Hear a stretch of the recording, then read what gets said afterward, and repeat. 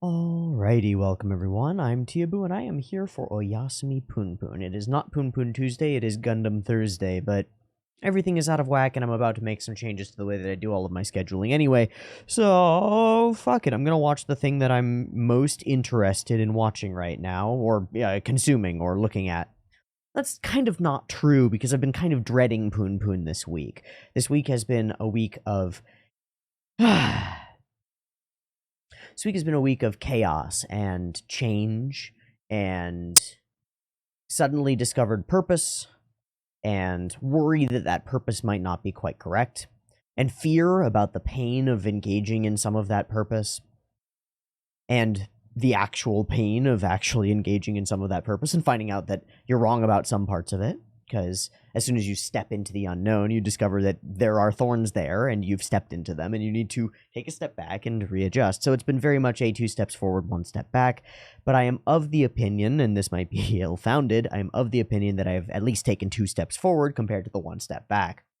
And that these last few days have been a significant jump in the right direction from the ongoing, incredibly in-depth discussions around Mushoku Tensei, which just keep getting more interesting and, I think, more valuable, to the recent long video that I did analyzing the first episode of Kill la Kill and the shorter clip that I did of it analyzing the OP. I think I'm a little bit closer to doing what I'm supposed to be doing and getting to the information from media that I'm supposed to be getting to.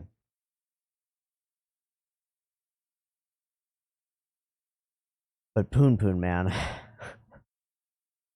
I find myself in these last few days so much more deeply affected by everything that I watch or read or experience that turning my attention to something so incredibly dark at this moment in the story is way beyond anxiety-inducing and really, really difficult.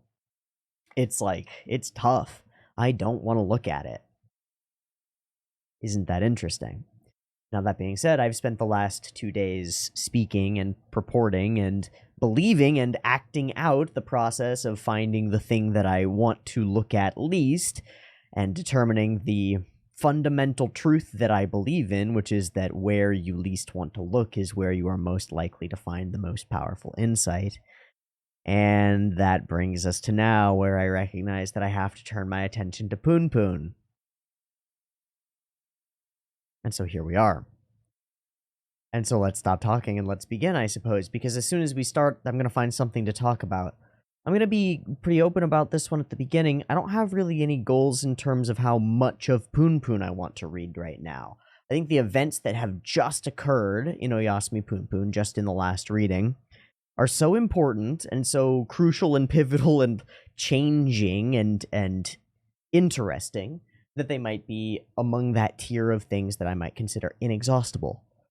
Where we could talk for hours and hours and hours and hours and still feel like we've gotten somewhere and still feel like we've only barely scratched the surface of what's really going on here, because the more I get into it and the more I get into some other things, the more I think that Punpun as a piece of media is so good and so powerful and so resonant with so many people because it is mythological, and I'm going to end up using that word a lot in a lot of videos, and I'm sorry, it's going to sound like a broken record, but that's okay as long as the broken record is playing a piece of the song that's actually worth something, that's actually good, you know? And the broken record isn't just going... And that might be what I'm doing. I hope it's not, but I hope going over this idea of, like, there's something more going on behind stories, and it does something with us, or to us, or for us, or along with us as part of a mutual... I don't know, it's like weird. There's a thing going on. It's important. So, we gotta go back. We gotta go backward. Because, you know, you read through a sequence like this, and it's important to mention...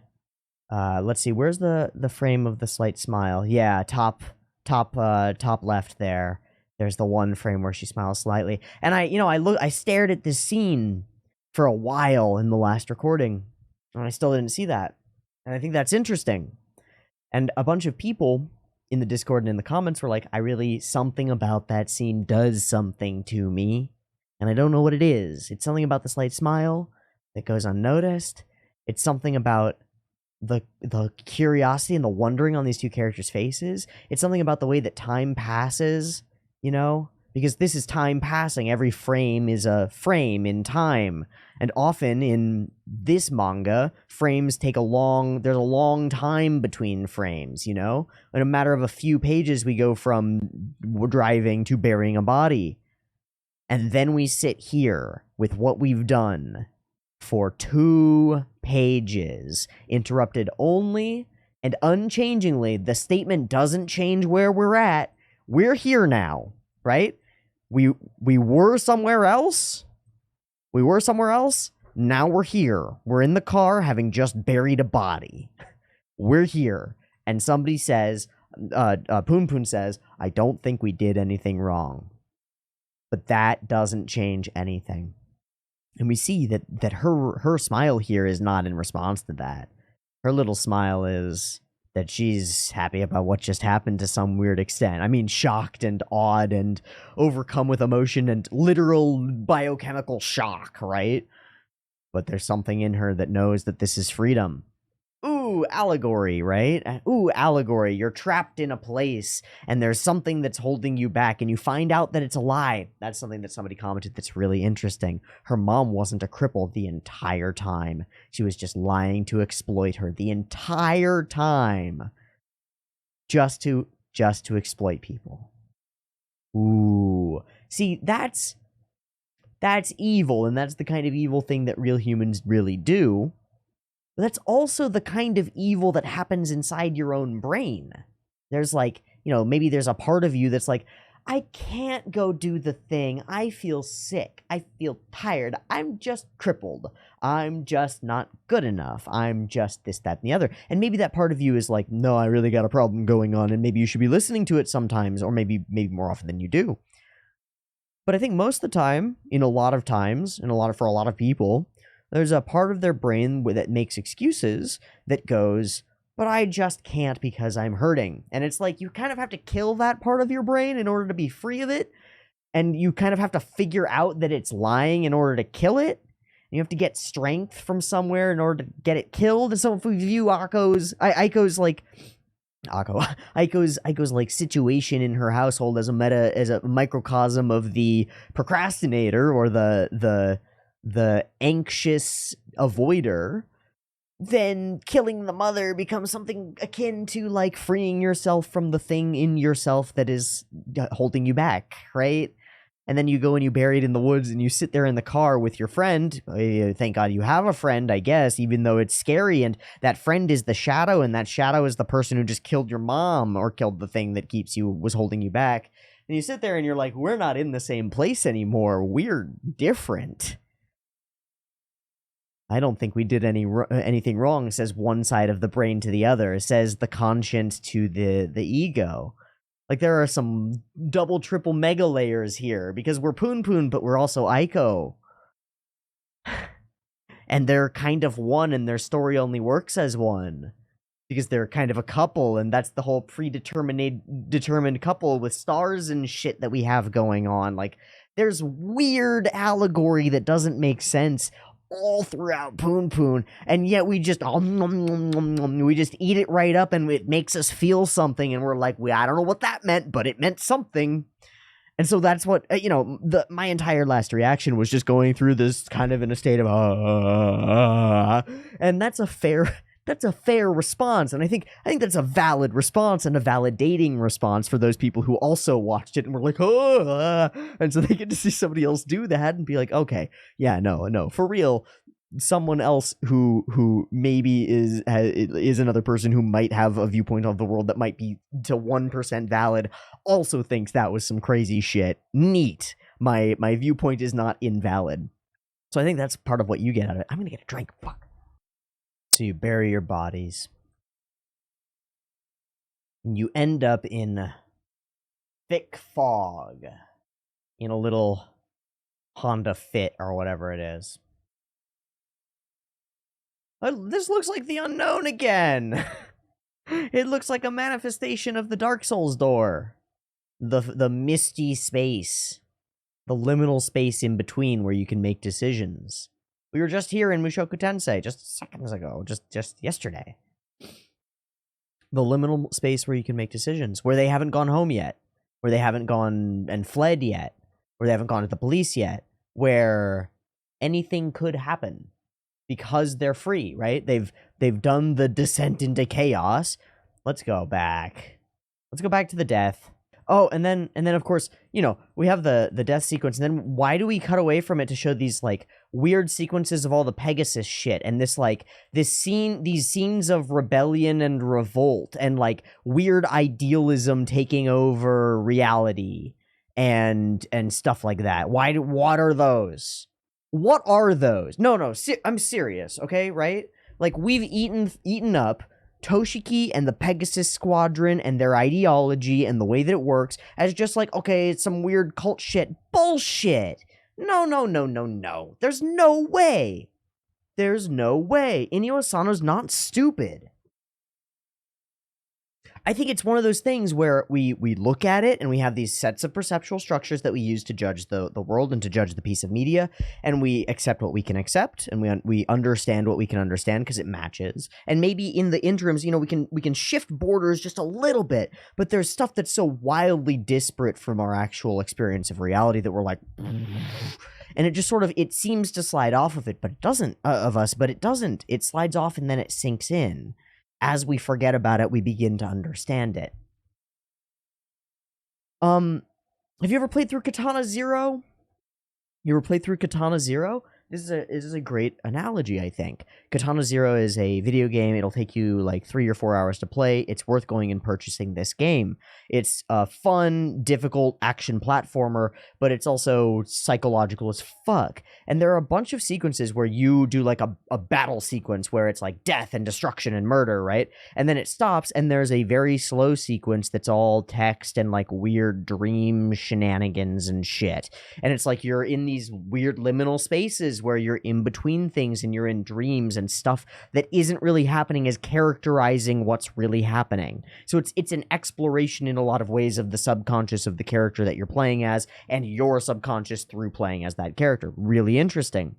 But there's this separate space that happens when you're asleep, right? When you're in dream that's elsewhere. And that's kind of like what's going on with the Toshiki Pegasus stuff, right? Toshiki Pegasus is sort of weird in weird dream reality where gods exist and ideas are manifest and playing music changes the world. And these things feel right, but they're not true in any manifest sense, but they feel right in some theoretical sense or some hypothetical or some maybe mythological or some maybe dream sense.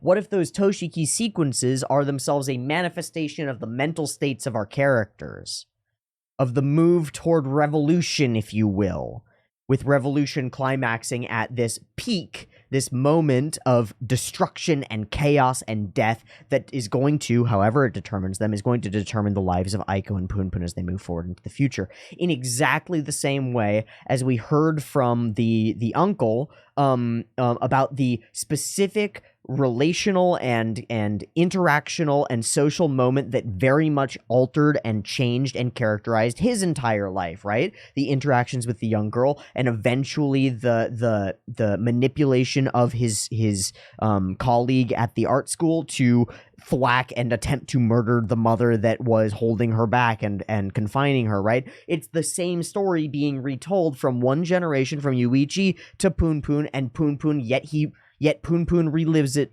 regardless. Why?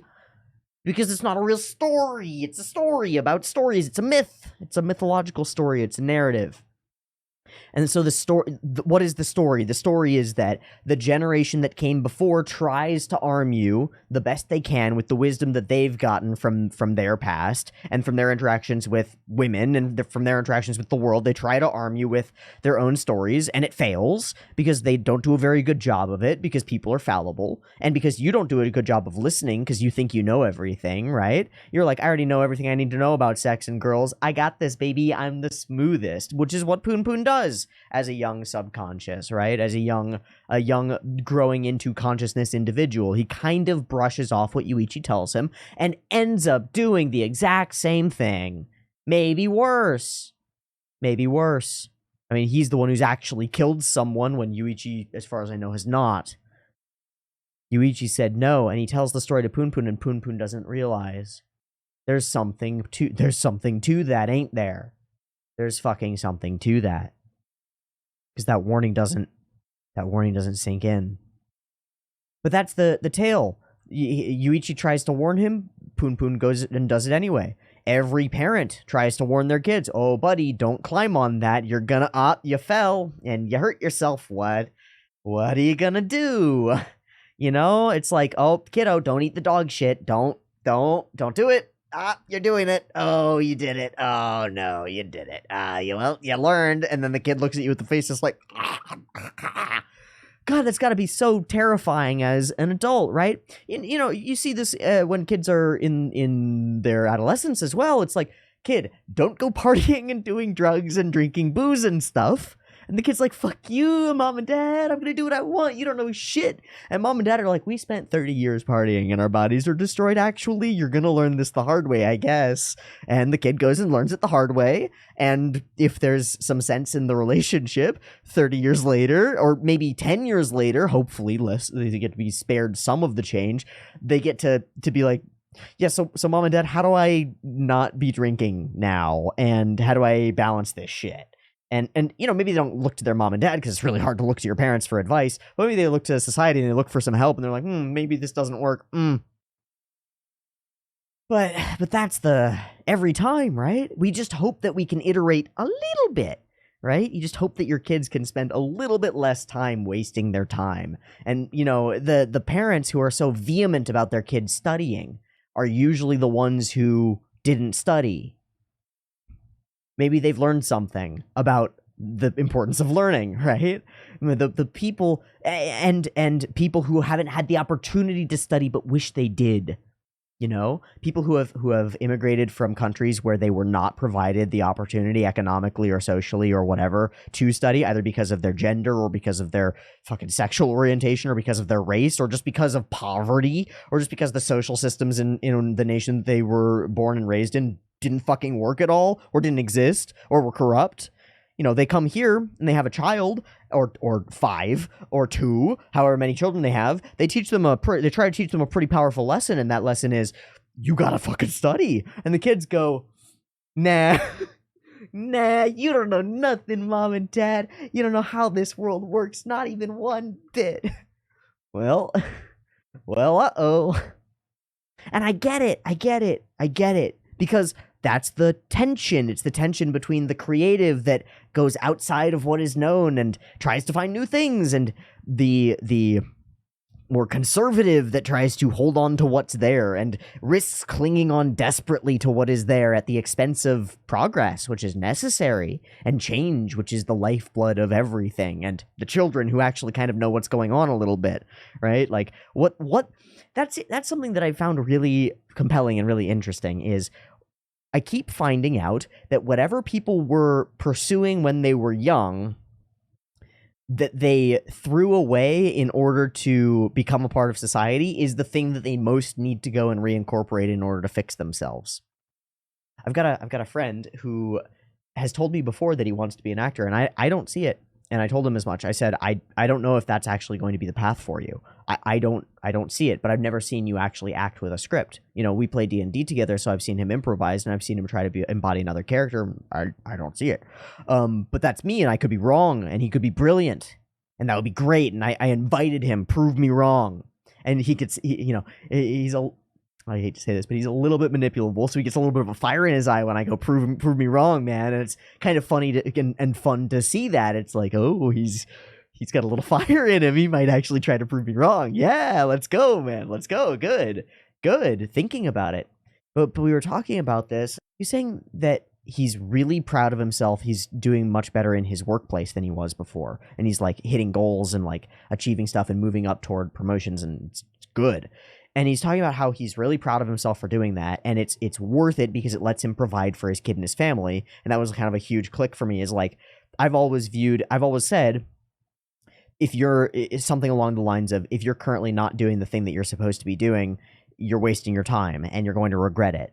But if there's something in the world that's more important than you doing what you think is like your creative fulfillment, then sacrificing yourself and doing a job that you may not enjoy in order to accomplish the task that you must accomplish because they are part and parcel to your goal, like having a child and supporting the child, can be entirely worthwhile. And I had never seen that perspective because I'm a limited, tiny ant-human, and I only have a tiny perspective, and it's my own. And it has traditionally been a very free-flowing, liberally one, which is very much like, well, fuck that, I'm going to do whatever I want and seek out my creative urge, right? Partly because I spent a lot of my life not doing that, and I regret it. And so we suffer from our reluctances, and we seek out our regrets. Actually, we suffer from our reluctances is a funny one. That's a saying from my father that I kind of was like, I don't know what that means. And now I use it on the regular because it means something to me. I just had to come to the conclusion on my own. And that's the problem. He tried to teach it to me, and I couldn't learn it. And nothing he could have done to teach it differently would have changed that. I had to come to the conclusion on my own. And that's sad, but that's like the way that people seem to be. But you can put the information out. You can lead a horse to water, but you can't make him drink. And you can know what that means, but you can know what lead a horse to water but not make them drink means without knowing what it means. But then it might happen to you, and you might recognize it happening to you, and you might go, oh, that's what it means. And then it'll all click, and everything will make so much more sense. Anyway. The very beginning sequences of the entire manga. Oh, Punpun, look up at the stars. Dad buying him a telescope is so, now that I view it from the lens of mythology or the lens of archetype, it's so like specific and clear and archetypal. You've got the neurotic obsessive mother, which is my archetype for a mom, which is why it resonates so hard with me. You've got the neurotic obsessive mother, which she is. She's a hypochondriac. She's constantly anxious, and she projects that onto everybody else. And, you know, we find out that she has done all these kind of insane things to goad the father in the household into some insane situations that are partially his fault, but not mostly his fault. Like, there's some complicated, weird shit going on in this family that the son does not understand for a long, long time, and even then, like, barely understands after they've died. And that's important, right? That it comes in a letter after the death is like, why is that? Well, because archetypally you can't understand your parents until you've let go of them, until they die. And what's important about that is that you can kill them early. I regret the phrasing, but forgive me. You can kill them early by cutting yourself off from them, which is sort of the leaving the nest thing that normally happens. And then I think what happens is that over time, after things have cooled down a little bit, 5-10 years, you and your family can actually understand each other. Because this is a story that I've gone and I've seen repeated in other people's lives. And frankly, it's a story that I would like to believe in. Why is that? Well, because I'm disconnected from my family, and it's an aching open wound that is a part of my existence. And I cannot deny that it hurts. You know? Like, I fucking love my father, and I'd really like him to be a part of my life. And there go the tears. So there's something to that story of potential understanding coming after death, and hoping that death can be metaphorical, because, you know, when two people say you're dead to me, which is to some effect what my father has said to me, well, I'm dead to him and he has to be dead to me, and that is such, right? What is being dead, someone being dead to you, more than having the urge sometimes to reach out to them and not being able to? Because I find myself in that situation occasionally of like, I could really use some wisdom from that particular person right now, and I can't reach out to him because he's dead, essentially. So maybe that's something worth fixing, worth ameliorating in my life. Maybe it would reduce my overall, you know, base level of suffering. But anyway, the father figure in Punpun, as a figure, as an archetype, as a representation, is sort of this distant salaryman who tells his son to dream of anything but isn't really there for him to support him. It's kind of right on the money for a lot of people, I think. It's not a specific person. It's an archetypal representation. It's a shape that casts a shadow that if you were looking at the shadow like a Rorschach blot, you would see your own experience in it. It's vague enough to be right, to be truer than a specific truth. Because if we were to watch the Punpun story and Punpun were a real person experiencing a specific family, we would get caught up in the weeds. We would get caught up in the weeds of the individual interactions, the individual fights, and, well, but this person said this thing first before this person said this thing, and that made them feel this way, and so it was justified when they said this, but the way that they said this wasn't justified, so the way that the other person responded to it made it unjustified, and so we would get really bogged down in the weeds, because that's what we do when real conflict happens. But archetypal conflict is different, except when there's something that mismatches, and I think that's why people are so jumpy and so interested in discussing the fine nuances of something like Mushoku Tensei, because it shakes their conscience a little bit, and they kind of have to put everything into its place to make it make sense. Otherwise, it doesn't quite make sense, and it rankles at you, and it doesn't feel right, because it doesn't track, it doesn't all come together yet. And so people obsess over pieces of media that they haven't quite figured out yet.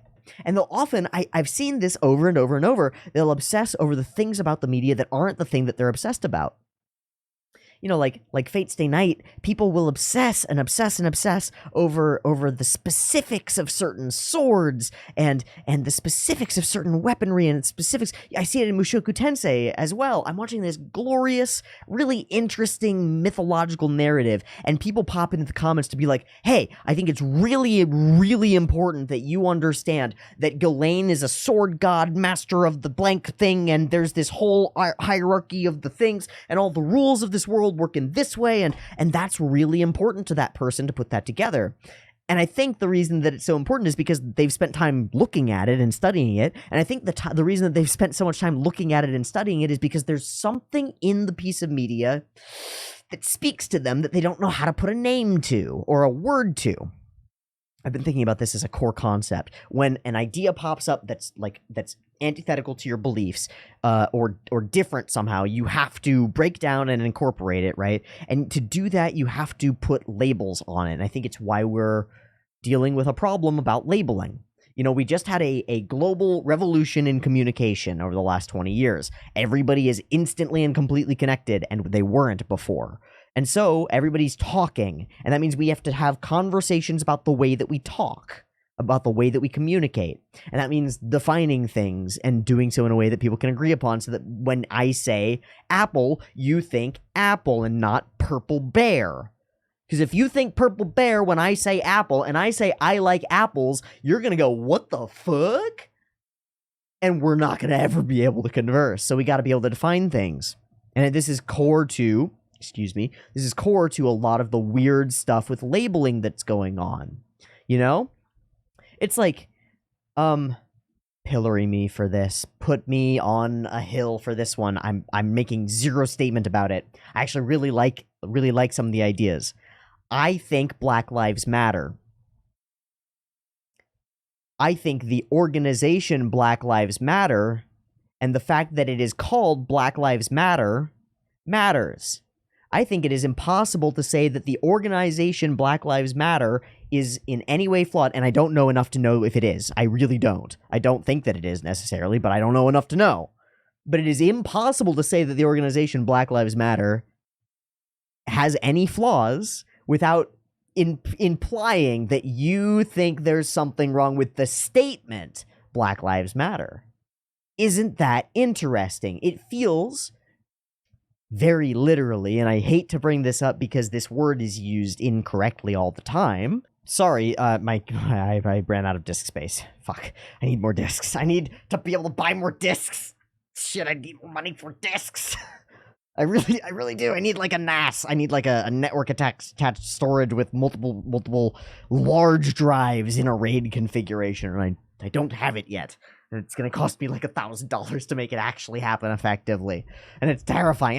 And I'm terrified because I feel like I think my motherboard is like frying, which makes sense because I bash this computer into the fucking ground every day rendering videos. So it's like, things are going to fail. And you know, I won't have to replace the graphics card because I just did. But I'm looking at it like, ooh, ooh, I gotta have an emergency fund in case this thing just goes. Yikes. Anyway, I'm sorry. I ran out of disk space. I was saying there's something interesting, and I was saying about the word, the word with multiple that is misused, which is interesting in and of itself. And that word is Orwell's word. It's doublespeak.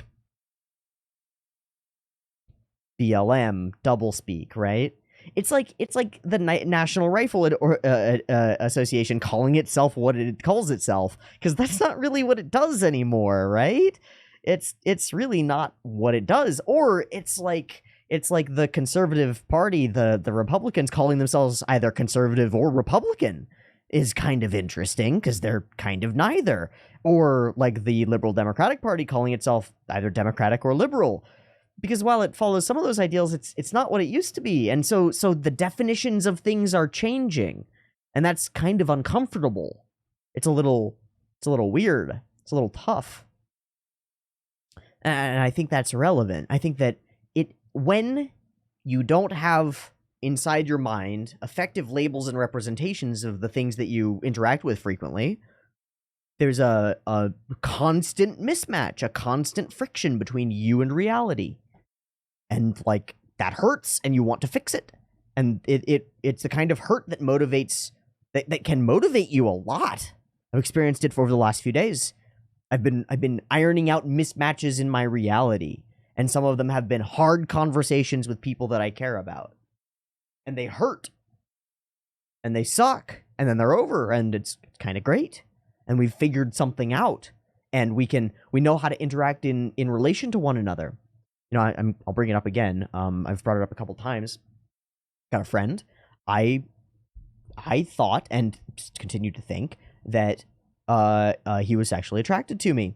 And I told him so, and I told him I wasn't interested. Whether or not that was there was this unspoken thing that didn't have a label, and now that there's a label, there's no friction there. And we can because our relationship is quite clearly friend now, very clearly and explicitly. And what's happened is we're better at it because we both have the same label inside of our minds for the way that we interact with each other. And so it's better. It's way better. It's way better. You know, it's like if you've got a person who's got a label of themselves in their mind that's like super cool dude, and they have a child, and their label inside their head never changes from super cool dude to responsible father. There's a problem there. There's a mismatch, and things are going to have to change one way or another. Either they're going to stop being the father part at all and just go for super cool dude and get the fuck out of there like Punpun's father did, or they're going to have to take some serious shifting and go, I can't be a super cool dude, but I could be a rad dad, right? Like, you can find a compromise that allows you to be the person that you want to be and also accomplish the things that you want to be, and that's powerful. That's cool. Punpun's mom is such an archetype. Aiko is such a destined love and also a schoolyard crush in every perfect way. And what's his face is such an archetypally perfect rival, the tennis guy, right? Such an absolutely perfect rival in every possible way, right? Like, he's better than you generally, he's better than you morally, he's better than you at a sport, he's got everything going for you, but for some reason the girl seems to be more interested in you in the first place, and all of your theorizing about the whole situation and your hierarchical situation with this other person leads to a lot of conflict and chaos that you probably could have stopped if you were a little bit more considerate, which is something that I need to consider because it's affected some of my interactions with some people on my Discord in the last couple of days, and that's tough. And I've made some mistakes, absolutely, and that's tough. And I can't go back and unmake those mistakes, unfortunately. All I can really do is try to make them worth it, and try to do my fucking best. So there you go. There's that. So we get this Daruma from the sky. We're just going back straight to here. We got to. We're starting back at the beginning of this volume. I know that we're already 30 minutes in or whatever, and we haven't even looked at a page, and that's totally fine. I honestly don't give a shit about reading one new page of Punpun today. I honestly couldn't care less. There's so much more stuff that's so much more important to talk about in the pages that we've already read that we need to spend some more time here. And this is part of the failing of my schedule up until this point, and why I'm changing my schedule somewhat. I'm not sure quite to what, and I'm iterating. I won't be just changing it and then going with that forever. I'll be changing it and then changing it a little bit and then changing it a little bit and then changing it a little bit and figuring out what works best. But part of the problem is, when you've got like a kind of a deadline every day, and it's like, okay, it's Tuesday, I'm gonna wake up, I'm gonna read Punpun. I read the Punpun, I finish the video, I go, that's it, and I say that's all I've got for right now. I sort of squeeze all the air out of the balloon that is my thinking on the thing. And then I go and I start cutting it up and I start editing it. And first of all, in the process of editing it, I probably have 50% additional thoughts, right? So like the whole, and then half that again in terms of new thoughts that I have while editing, or criticisms of my own thinking while I was going back through it. It's one of the unique benefits of editing your own videos, and one of the reasons that I do not ever want to hire an editor. It seems like a terrible idea to me, is that I am forced to go back through essentially every second of everything that I post online and listen to myself say it before I post it. And sometimes I'll just kind of drone it out, and I'm sort of just looking for places where I stopped talking, or like took a sip of a drink, or got distracted for a second, and sort of melding those together. But most of the time I listen through the entire fucking video immediately afterward while I'm editing it. And but there's pressure there. There's this time pressure that's like, well, I have to get this video out, and so I'm going to do the best that I can in the few hours that I have of concentrated, effective work to get this thing out, and then I'm going to get it out there, and it's done, and the guy got away. And that's great that I can just get it done and walk away and go smoke a bowl and like watch a TV show or whatever, and let it process and render and then upload and do all the things that have to be done after the work is done, because, you know, I really got to get a video up, like started rendering by like 5. It really needs to be started rendering by like 5, because the rendering process for the PIP video and then the YouTube timer video takes a while, and then uploading those to all of the different sources takes a while. I do them in parallel, right? Like they're all going at the same time, but it takes a while. And so if I want to have any chance of going to bed at a reasonable time and not having to drop a post in the Discord that's like, hey guys, so it's midnight and the thing isn't up yet, like I had to do yesterday, but that was just the way it was. It's a fucking 3.5-hour video. I have to be done earlier, and that means that there's only I kind of end up a little bit rushed, and it's like, well, I kind of got to get this thing done, and part of that is I want to be done with the thing, so there are other things in my life that I have that are worth doing, and they are, but that doesn't mean that I should be rushing through this. And so I need a little bit more leeway in terms of not rushing through things, because not only do I miss things, but there are things that I want to stop and go back and look at again. And one of the magical things about media, and I kind of just mentioned this, right? In reality, when you make a mistake, you really can't go back and change it in most cases. Now, you can go and you can fix it, and that's different. You can go and you can communicate with the person you were speaking with and fix it, but that's different than going and changing it. You can't unsay something. There is no D&D spell Gift of Gab. It doesn't exist. And it shouldn't exist in D&D either, because it's broken, actually. But there is no Gift of Gab spell. It doesn't exist. There's no modify memory either. You can't just go back and pretend that didn't happen. A lot of people try, but it never works. Something has been fundamentally altered. But when it comes to media, that's not the case. When it comes to a movie, you can go back and watch a scene 10 times until you get it. When it comes to something like Punpun, I can just turn my finger. It takes literally just a button press to push the other arrow and click through a few times and get to where I need to be, and then fully experience the lead up and experience of a thought or an idea or something demonstrated within the context of Punpun. That's like super powerful, because you can't do that to your own thoughts inside your mind. Your thoughts are ethereal. You have a great revelatory thought and it's gone. Or you wake up after having a really interesting dream and you try to hold on to it and it's gone. And it's gone. You can't go back and look.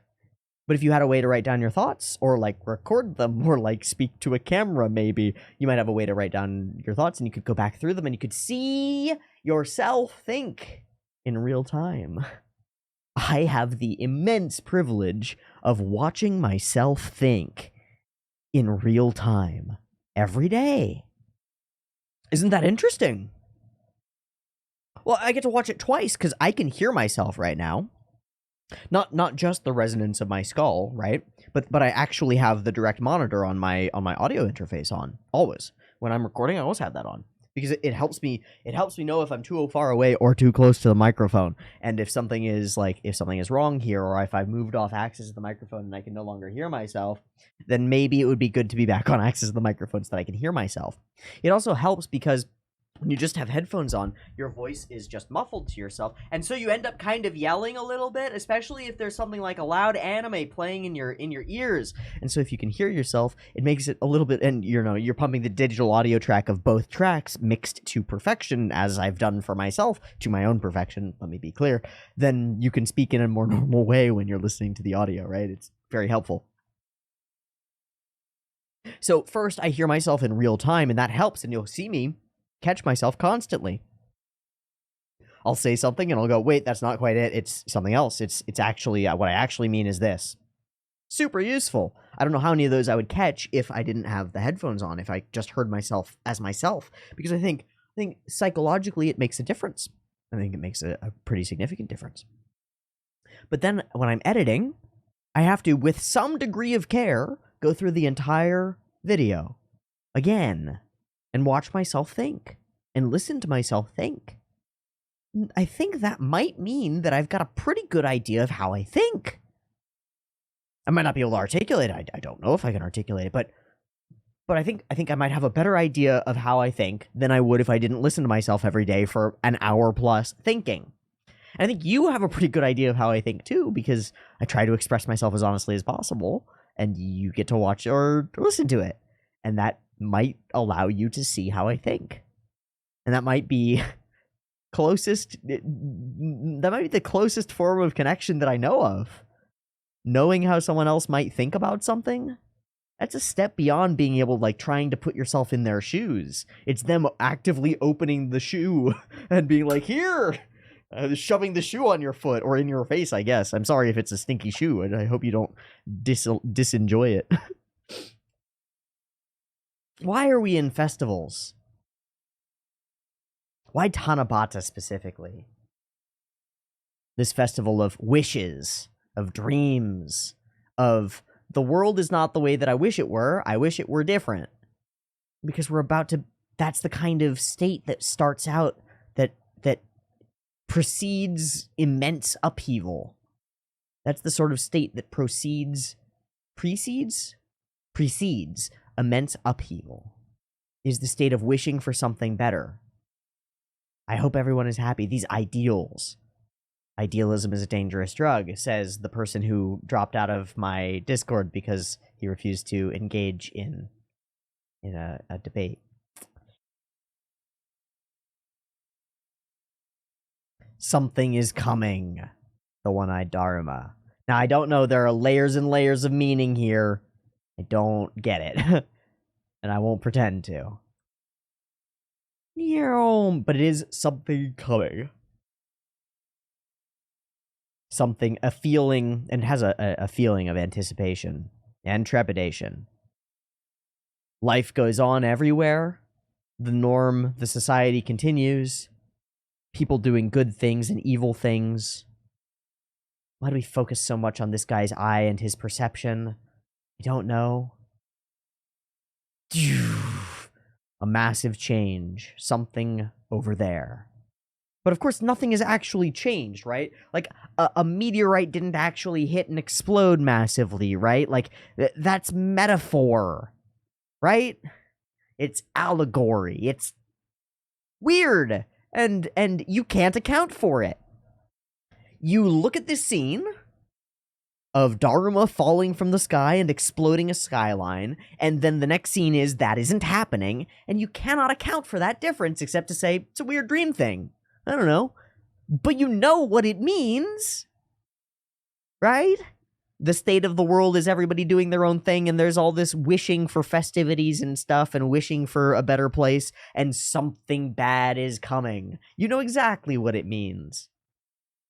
So, of course, we express that that's what Pegasus sees. There's something that changes everything at that moment, and I can't see the future past then, right? Because there's a point of singular importance, there's a point of change, there's a point after which we will not be in the same place anymore.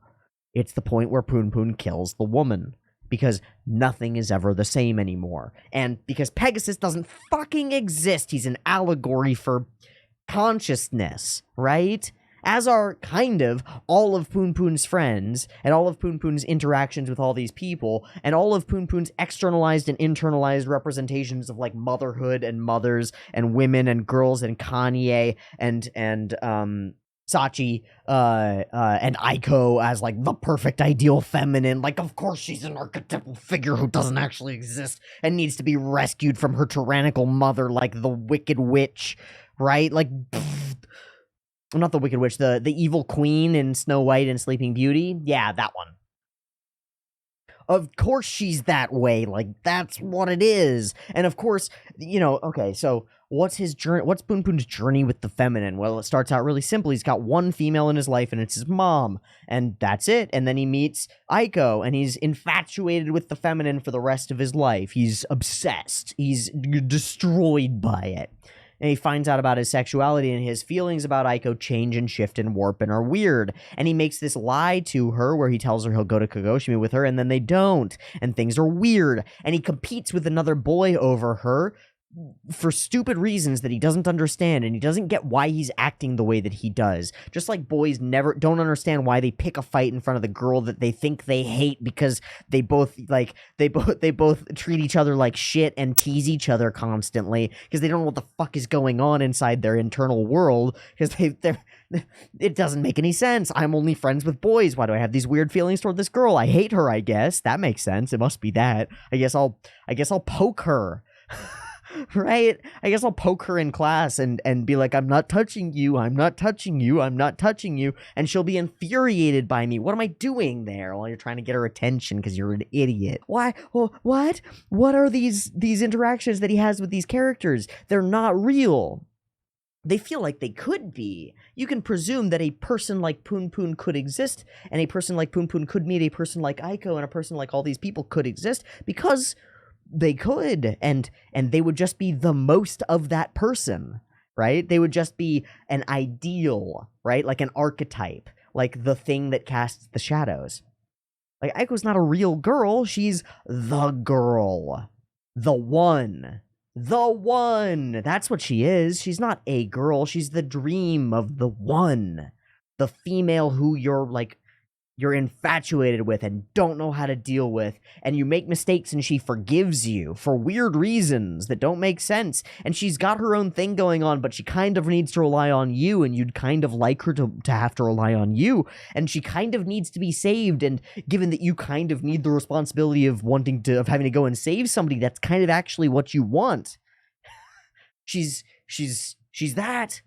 But then she's also like an aspect of the self, right? She's the sensitive part of the you. And that's what we get when the two of them are in the Honda together later inside the misty liminal space deciding where they should go. Punpun is the shadow, the demon, the devil, the evil. And Aiko is the part that wants to be free, but doesn't have the balls to cause it, but does have the balls to manipulate the devil, the demon, the shadow to make it do the thing, right? Like there's thought here. Okay, what is Kanye? Kanye is so the ideal feminine is lost in childhood. The idea of the ideal feminine is lost, and that happens at the same time that Punpun becomes distant from his mother. Interesting that these layers occur. Also happens at the same time that Midori fucking rapes him, right? I'm pretty sure that lines up. I'm not 100% sure how to coagulate Midori, okay? Like, that's some stuff that I haven't put into place yet. And maybe I won't be able to analyze because I haven't had much in terms of relationships with older women, in terms of romantic or sexual relationships, haven't had any. So I don't know. Maybe that part just will not vibe with me, but fine. I can read Kanye pretty easily. It's pretty easy. She's a little bit cute and she's somewhat available and slightly interested, right? So she's the first girl where there's like an opportunity. And Punpun does the thing that every boy does, and he has the thoughts that every boy has because he's an archetypal boy. which are along the lines of like, well, if I don't get this done now, I'm going to be a virgin forever. And he tries some stuff with Kanye that is not good. He oversteps his limits. And let me tell you something. And this is, this is gonna hurt. This is gonna hurt. But I have sworn that I will be utterly honest with you. My first girlfriend, I found out about this years later, and I didn't understand it. My first girlfriend, who was beautiful and interested in me and willing, and we experimented together. And I thought, in my mind, it was joyous, and I was quite explicit and careful about the consent thing. I thought it was joyous and mutualistic consenting exploration. I truly believed that. And then a couple of years later, I found out that she had told some of her friends that she thought I was very pushy. And it made me very much reconsider what I thought. Because pushing somebody to consent or like asking them over and over, can we do this thing, is kind of fucking pushy. And that's what I had done. And I had to reconcile that with myself, right? Because there's this view of me that's like, I'm not pushy. And then there's this view that somebody else has of me that's like, I think you're kind of pushy. It's like, oh shit, something's wrong. Either she's wrong or I am. And I think it probably behooves me to look at myself first. So this idea being archetypal, that Punpun would be overzealous in his first sexual experience, that seems to track with my experience. And I don't think it's universal, but it seems to track with my experience. And it's also something that shows up in Mushoku Tensei like a bunch. And that's interesting to me, that it shows up in, that's a little bit of confirmation maybe, that it shows up in a couple places, right? A couple of stories that seem to be well thought out, that seem to have some thought put into them. So if the same thing shows up in a bunch of stories, then maybe a bunch of people believe in that same thing. That doesn't mean that it's true, it just means that it's true to those people and probably worth considering. So considering the idea that maybe in the course of determining a healthy orientation toward the gender to which you are attracted, and I don't mean like a sexual orientation, I mean there is a girl, how do I orient myself in existence toward or away from or with her, or in relation to her? How about that, right? Like, she's going that way, do I want to be going that way? Do I want to shift her so she's going my way? Where do I want to be going? All these questions sort of appear when you try to orient yourself in relation to something like that. The problem is the black mark.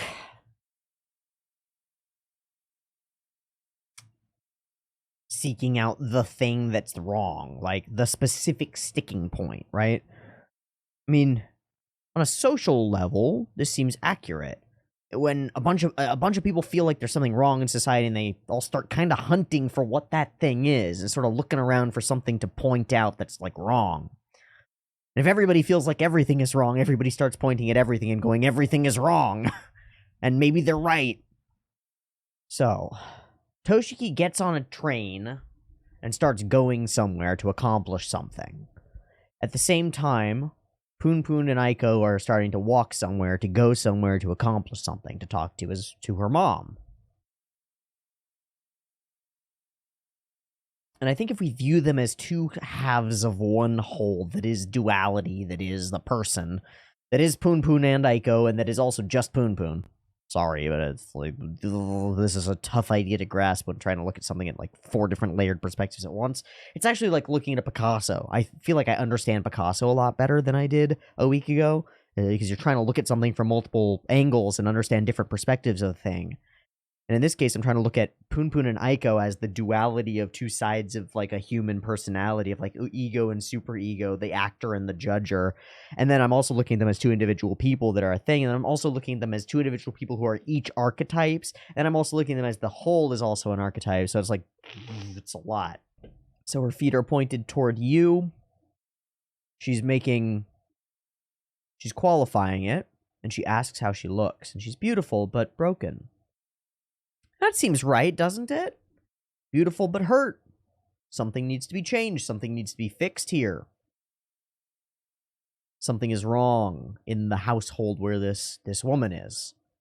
Which might be an actual household, or it might be like society or culture or something.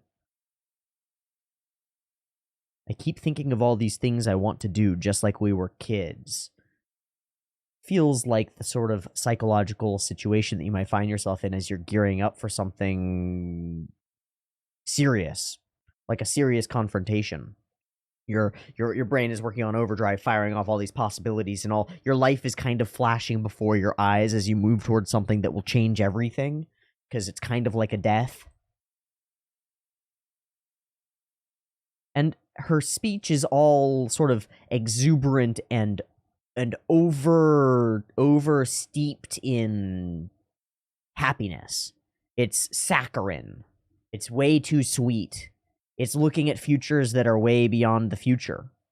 It's insane. It's insanity. It's Mako in Kill la Kill being like, "Come on, let's go do a thing. We could go do this, and we could go do that, and we could go do this, and we could do that." And it's insanity. It's chaos. It's creativity, but it's also that action side of you that's like getting ready to do something crazy, I think.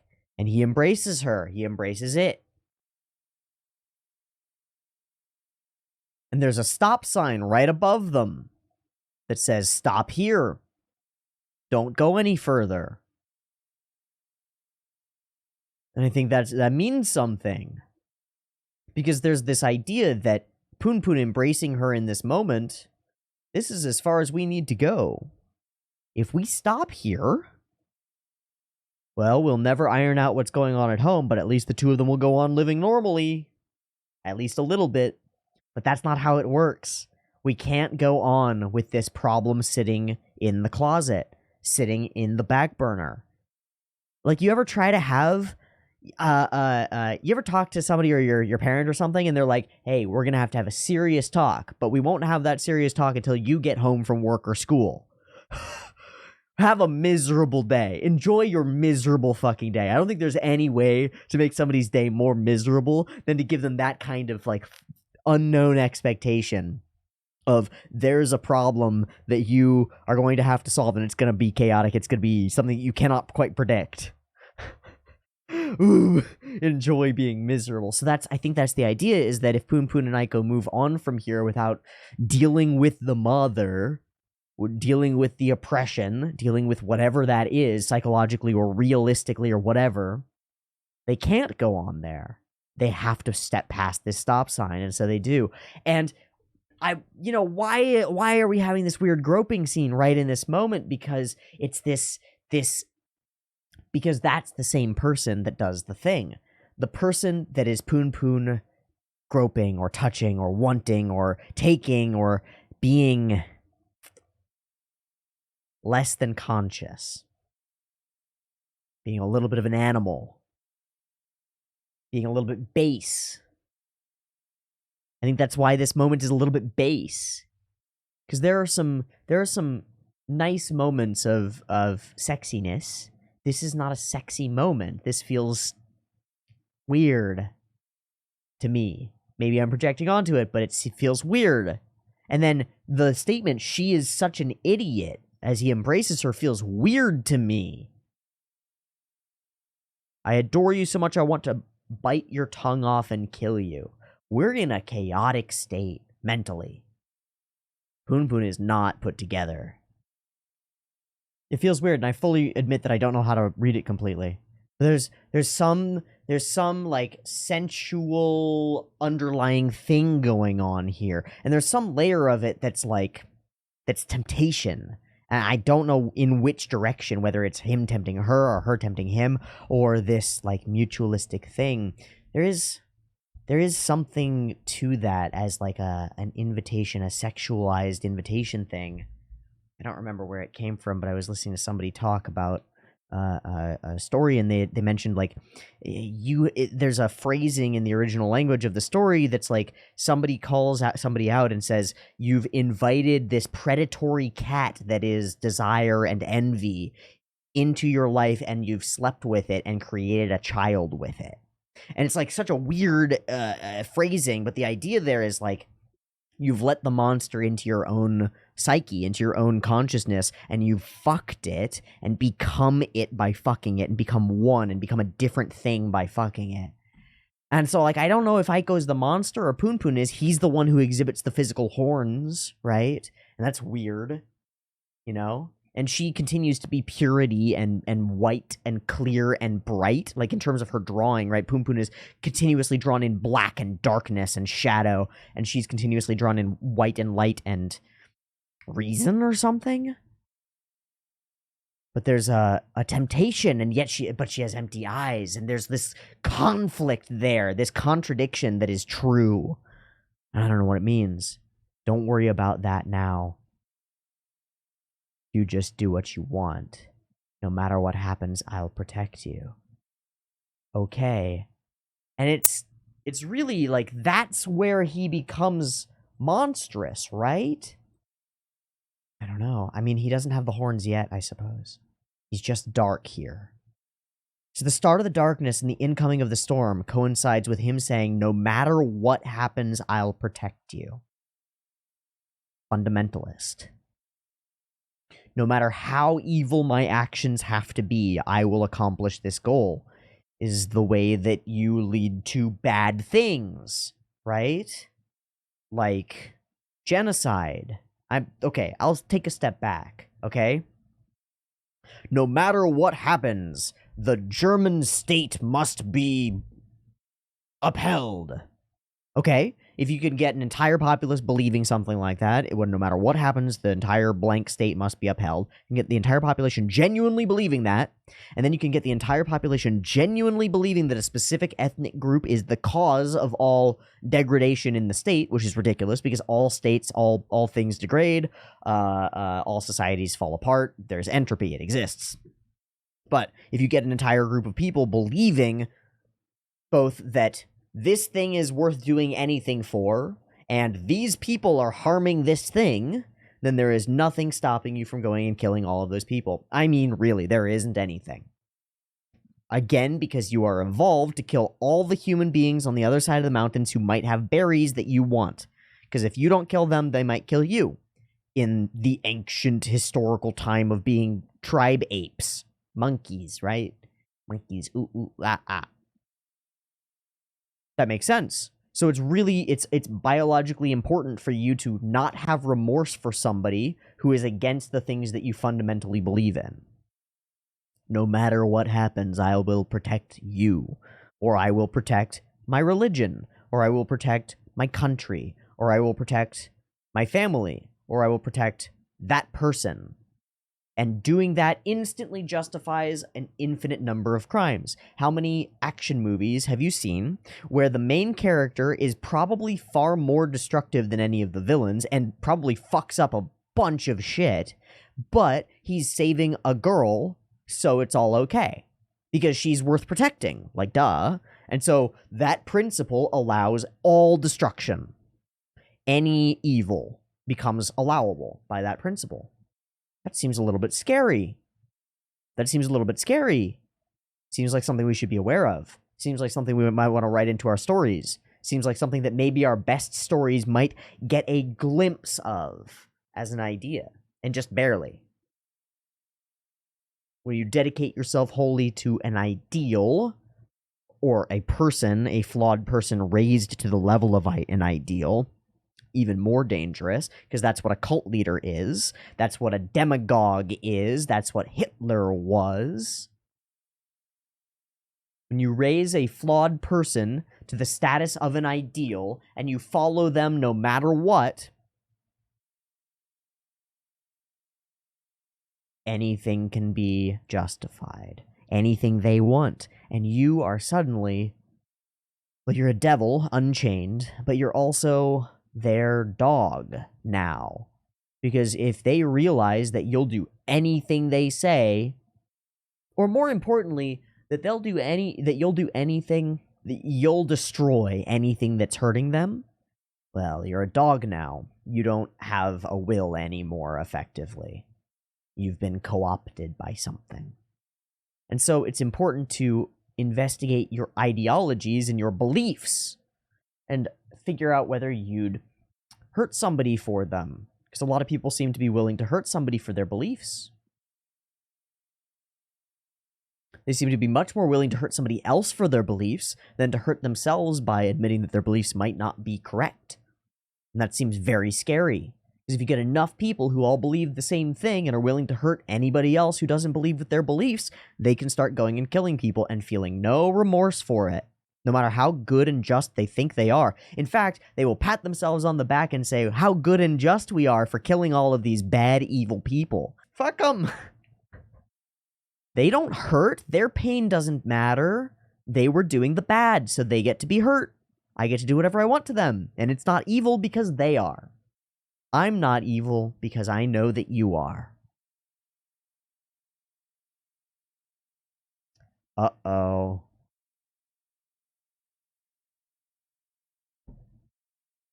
So we enter to her home. I almost certainly, a bigger idiot, should have had a quickie vasectomy. I don't know why that's there. It's just like, it's like an intrusive thought. It's like separate. Don't know. This is my home. Hi, Mom. I'm home. Welcome to the landscape of her unknown, scary place. And the mother who takes up all of it. She is this space and she owns this space, and it's horrifying. Everything visually centers around her as she takes the headphones off. And she is ugly. Why is she ugly? Why is the evil witch always so horrifyingly ugly? Like the most ugly. Warts on the nose and green skin. Because you can't express that anybody can have ugliness inside them. And so you express ugly people as visually ugly. And that's an unfortunate truth about our media because it makes physically ugly people, it makes humans turn away more than they should from physically unattractive people. However you want to argue about what's physically attractive and not, I really don't want to get into that one because I don't think it matters. It happens, and when you see a person, you know immediately whether you would engage in a romantic or sexual relationship with them in an instant. You know it. I know that women work a little bit different on that front, but they still know it. And if you're denying that, then you're really, really trying to be very, very virtuous and good. And I understand that that's very important to you, and that's cool. But go date somebody ugly and see if it's good and prove me wrong. Get a little fire in your eyes and prove me wrong. Go for it. Have a super happy relationship and discover that a physically unattractive person might have a beautiful mind underneath. Or go date a total monster who is physically attractive, because there are a bunch of those. There are a bunch of those. There are a lot of those. Because they never get to learn anything, because they never have to struggle. That's my theory, at least. And I understand that there are massive struggles to being beautiful, but really beautiful women in particular, met some really beautiful women who just don't know what's going the fuck on because they've never had to do a damn thing in their life because men are tripping over themselves to kiss their feet and wipe their butts. I mean, goddamn, there is some crazy shit out there in terms of privilege that goes way beyond the things that we talk about in terms of privilege, but that's not this discussion either. She is ugly, and we all agree that she's ugly. She's ugly. There's something else about her ugliness. There's like a preenedness to it. There's like a primpedness, like her eyebrows are done and she seems to have some makeup on. And she's wearing Aiko's school uniform. What the fuck is going on here? This isn't real. This is a dream, isn't it? You have a dream sequence and you walk into your room and your dad is throwing a basketball against your wall and he's dressed up in your sports uniform for when you were a kid, and he turns to you and he goes, "Hey son, me and your girlfriend are going out for fucking time." And you're like, what the fuck does this mean? What does this mean? What does it mean? You enter this weird space that is your home, and yet it doesn't feel like a home. It's uncomfortable. And there's somebody there who is intruding upon your life. Hey, I want to mention something. Aiko is in media, right? Aiko's a model because she's beautiful. Her ugly mother is taking advantage of her beauty, is forcing her to work so that her mother can reap the rewards, and is actively inserting herself into Aiko's clothing, her state of being, in order to compensate for her mother's lack of fulfillment. This happens all the time with parents of beauty pageant kids. Poor fucking things that they are. And destroyed children that they are. And by the way, you can destroy a child. And if you want to know how, watch some beauty pageant shows. It's horrifying. But a lot of those mothers are people who thought that they should be famous because they were special and never did any of the work to get famous at all. And then there's a mismatch between their reality and the world around them. The way that they perceive the world is, the way that I'm acting should lead to me being famous. And the reality around them goes, no, it shouldn't. You're stupid and ugly and you don't do anything. You don't know how to act. You don't know how to sing. You don't know how to dance. Nobody cares about you and nobody wants to watch you. So why would you be famous? And you go, but that's not fair. And the world goes, really? Is that so? And so you have a child, and instead of actually fixing your shit before you impart wisdom onto another human being, you just force them to do all the things you wish you did. Because guess what? It's really easy to say, do this thing that's difficult, and it's really hard to do the thing that's difficult. Something that I should be very aware of as somebody who speaks to people for a living and often implores them to pursue specific options or specific ideas or specific ways of being. It's really difficult to do those, and very easy to say that somebody else should do those, or perhaps to force somebody who you have authority over to do those. And so we have the mother who is living inside her daughter's skin, intruding inside her home.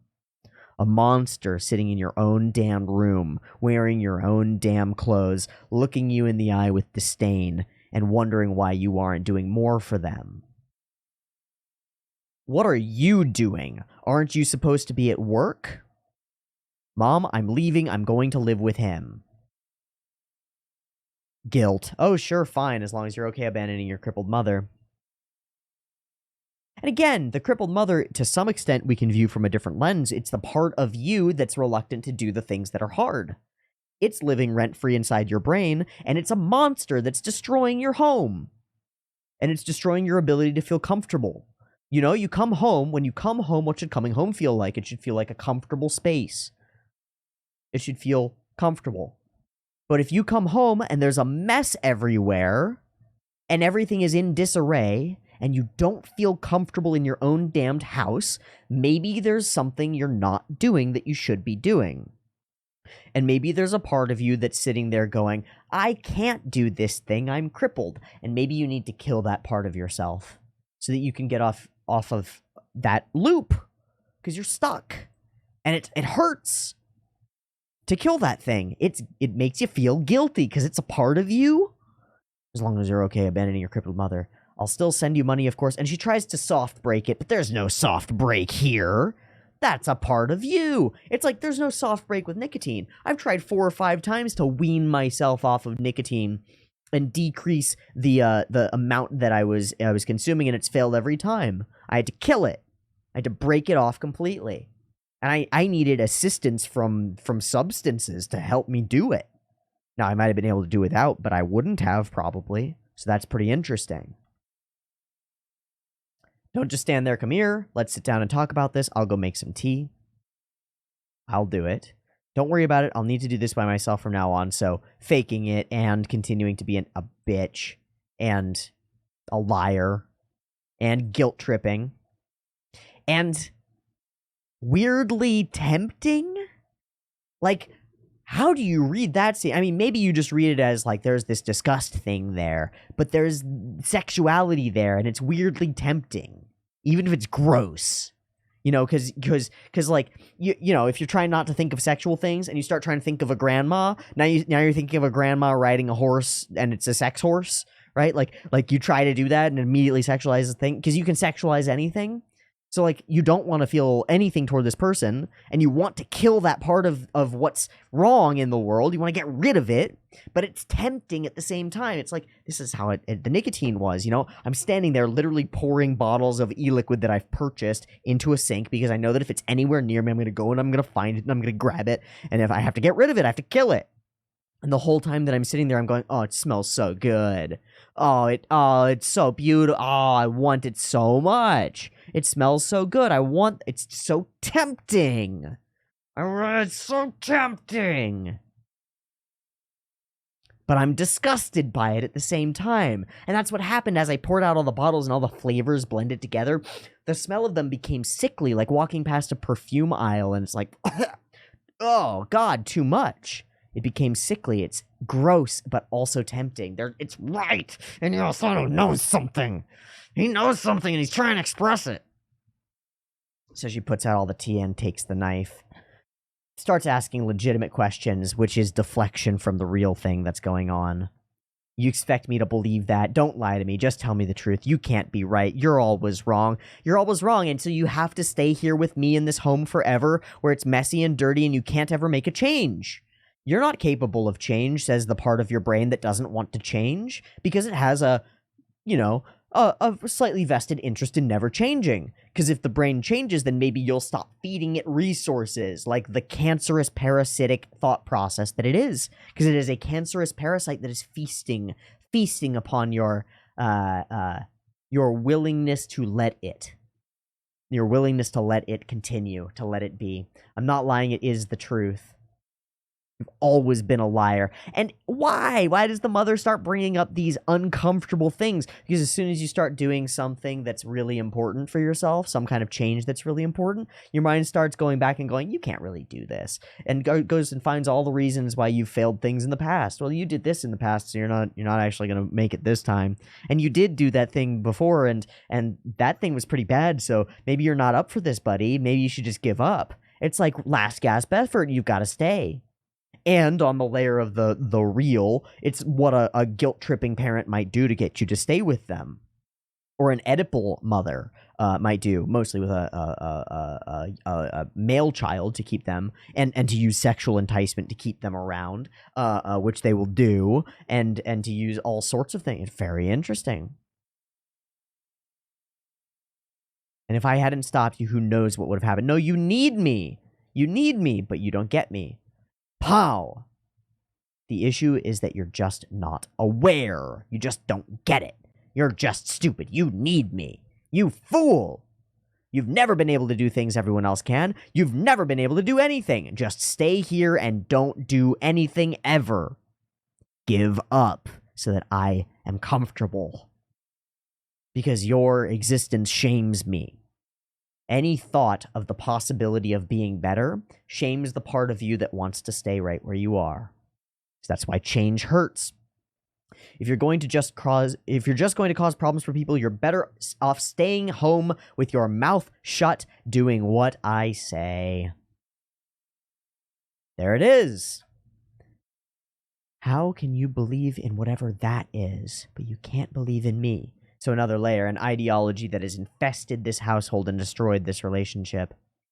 You have it all wrong, Aiko. You are truly precious to me. The last thing you can believe in is your family, right? Even I know that. Twisted. I never said you couldn't leave. I guess you'll find out the hard way how much you rely on me. I'm protecting you. Going off with this useless guy. And the useless guy, psycho-metaphorically, is the ability to cause harm, right? Because Punpun is the other, is the shadow, is the self in this Aiko situation. To some extent, that's how I'm seeing it. Going off with this useless idiot, this useless ability that you say that you have to, like, run things by another person and determine what's true and then fight for what you believe in. That useless shit.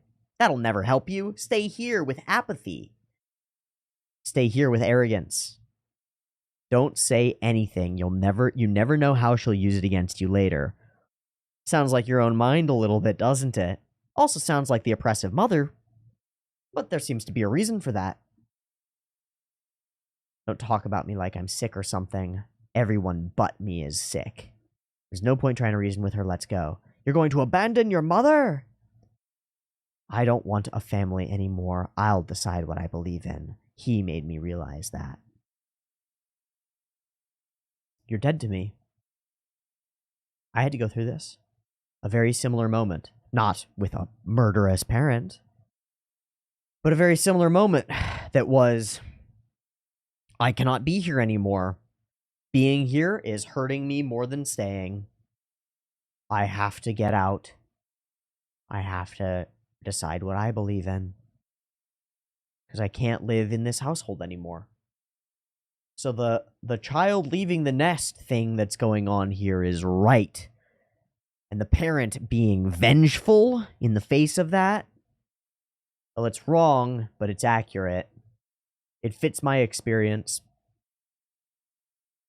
Because when I did turn my attention toward leaving, my father became very angry, and his threats became violent and terrifying. And I had no way of computing it.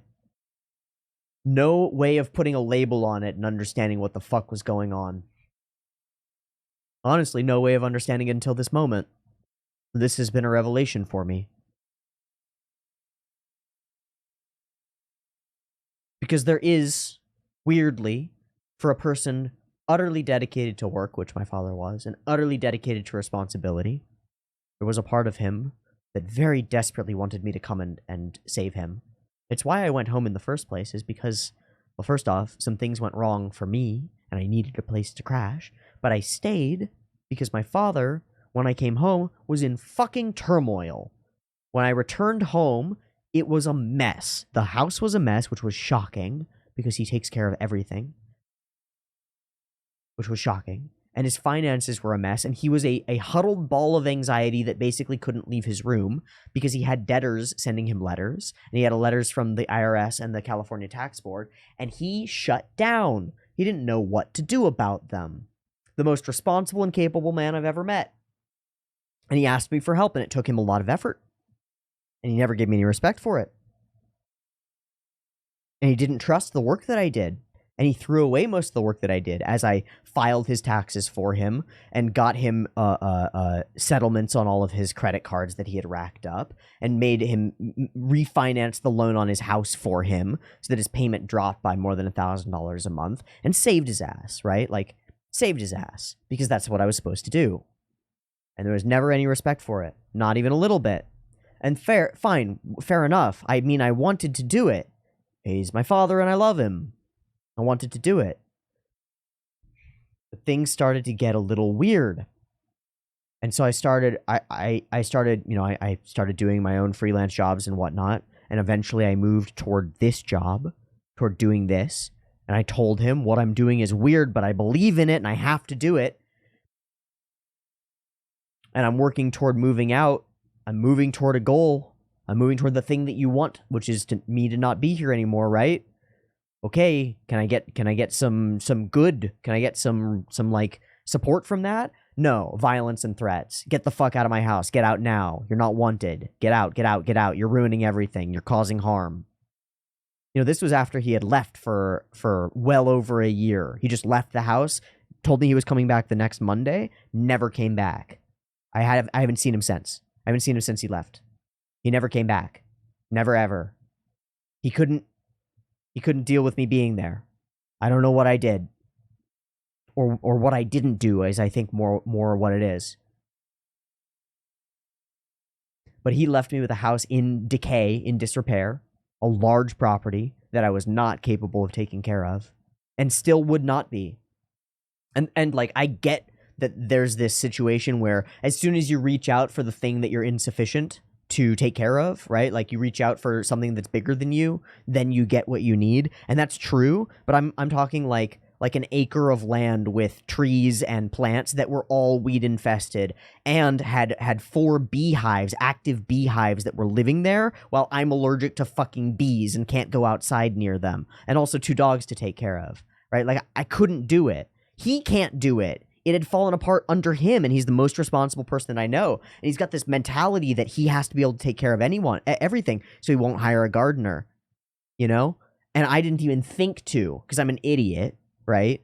And I could have, you know, if I were making any money, which I wasn't at the time, I could have maybe hired a gardener, and that would have solved the whole problem, right? Because the house would have been put together, and maybe he wouldn't have been furious with me, and that would have been great.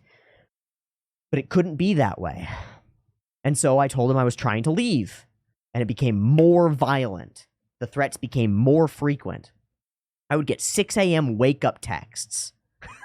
6 a.m. wake-up texts. Hey, reminder, all caps. Hey, reminder, get the fuck out of my house. You're not welcome. That was my life while I was recording for this channel, while I was watching Symphogear in particular, I was an emotional wreck because my father was texting me every day, telling me that I was worthless. Talk about pain. Talk about putting something into context. This is right. I don't know why. I don't know how to accommodate it, but this is correct. You tell the parent that you're going to walk away, you found something that you believe in and you're going for it, and the parent tries to kill you. I don't know why, but it really felt like my dad was going to try to kill me. Or more frustratingly, like he was going to come into my room and with a baseball bat. He threatened to do this, by the way. Come into my room with a baseball bat and smash my computer, a thing that I've purchased with my own fucking money, right? But he views it as the root of all evil, right? That's the reason that my son isn't taking care of the house, right? It's not because there might be something that he's doing that's of worth there. No, there's no value here. As I cross 1,000 patrons and 30,000 YouTube subscribers, and I'm making more than $4,000 a month, and now I'm making more than he was at that time. That's a little bit interesting, isn't it? And so there's this, obviously there's this self-aggrandizing need that I have to prove that I was right, and that's maybe unhealthy, but it is there, and it does drive me, and at least I can recognize it. This moment fits. And she is blindsided by it. She really can't imagine this happening to her, can she? That feels right, too, because I couldn't imagine it. I really couldn't. I mean, I was afraid of my father. He's a scary man sometimes. I think most people should be kind of scary people sometimes. He had himself in quite a bit of control, which is something that I've grown to respect about him, and how much effort that might have took, because I definitely did some things that were pretty shitty and provocative when I was young. But I could never have seen the contents of some of those texts. I could never have seen him thinking in the way that he thought, or expected him to come at me the way that he came at me. But he did, just like this. Now, in an emotional way, right? My father's not a knife-wielding axe murderer. At least I hope not. And from what I know, I see what he's doing sometimes, because he doesn't know that I can see these, but I do go and I read his posts on Facebook, and he's improving. What's really interesting is that, and this isn't to justify my failure. My failure is my failure. I failed to take care of the house, and to some extent, well, no, I really can't judge myself for that in some degree. I did fail, but I did the thing that was right to do as well, which is that when I was failing, I came and I told my father, I am not ready, I can't take care of this, and he told me basically, fuck you, you're just weak, and I don't think that's correct. I don't think that's correct. But I definitely failed, and it caused a lot of harm. And he caused a lot of harm to me. But for the past about a year, he's been posting about all of the gardening that he's done on that house, and all of the work he's done to make it a flourishing garden of beautiful flowers. And I think that if he were not so incensed by what he perceived as my failure, and I admit that it was a failure, if he were not so pissed off about it, I don't think he ever would have gotten off his ass and done a damn thing to that house. I think he would have sold it for a loss and felt bad, and he'd be homeless right now. Because that's the way that my dad thinks, I think. He might do something like something that he's talked about, like buy an RV or a van and just go live driving between national parks in nature, taking pictures. It's the kind of thing that he would do, taking pictures and trying to write a book. He's turning toward trying to write a book and trying to write poetry, and he's been writing poetry. I mean, he's an immensely good poet. He's a brilliant man. He's as smart as I am in different ways, and that's fucking saying something. I don't mean to toot my own horn here, but there's a damn good reason that you're watching me, and it's because I'm articulate and intelligent and capable of parsing things. And that doesn't mean that I'm right. It just means that I've got a bit of a level head on my shoulders, and sometimes I can see a little bit further than certain other people can see, and sometimes I can lead the way. And that's good. And I think it's good for me to realize that that might be the case, because it's a burden, it's responsibility. It's like there's a responsibility to not peddle lies or harmful information if I can help it. And I might do that, and I'm sorry, but it's your responsibility to tell me, and tell me in a way that you hope can convince me. Because I'm here to be responsible and be willing to be convinced. Anyway. That place died and is becoming rejuvenated. And I contributed to its death, and I feel bad about that, and I should. But it's becoming rejuvenated. So, as much as it was for the worst, maybe it was for the best. Weirdly. How weird is that? How weird is that? That going straight toward that chaos and destruction, sometimes burning a bridge leads to better pathways? Like, what? How does that work? It shouldn't. It's a contradiction. Like a lot of the things in life. Like the way that everything is structured around positively charged and negatively charged particles binding together, it seems like there's something true fundamentally to two opposites attracting, to two contradictory ideas, finding a medium between them that incorporates both of them being the way to seek truth. I used to try to, it was part of the reason that I started this damn channel, was that I saw this glimpse of that fundamental structure, that two competing ideas forged together into one create truth. That's like, whoa, that's a powerful idea, and I thought of it as the simplex, because I think it governs more than that. I think it actually governs physical laws. I think it governs, like, the internal atomic forces, like charge, and spin. There's something to this fundamental fact of the universe, that two things that are exactly alike, perfectly balanced, but completely opposite, positively and negatively charged particles of the exact same mass, come together to form the core of an atom. And that they themselves are structured on differently spinning, but perfectly balanced quarks and neutrinos and other subatomic particles. That's, like, weird. That's, like, really weird that that's true of the smallest thing and true of the most complicated thing that humans can do, which is, like, a couple of those things would be, like, reproduction or communicating with another person to formulate an idea that is the collaboration of two disparate ideas, right? Because the human being is the most complicated thing that we know of by a long shot. And so one human being communicating something to another human being seems like it's an order of magnitude more complicated than that, right? And, maybe a couple thousand people all discussing something via some social media website might be the most complicated thing that's ever been, and might be on an order of complicated that's so much more thoughtful and so much more valuable and processing power heavy that it makes the human brain look like an ant compared to a human. Like the ability of Google to accumulate all of the world's information and churn through it is more processing power than humans. And it's an exponential level more processing power than all of the humans who have combined to make it process, right? Who have given all their information to make it work. That's, like, weird. That's weird. That this fundamental thing of two axiomatically, like, anti each other things come together to form the real thing that stays stable. Because that's what I think truth is. Truth is a stable reality.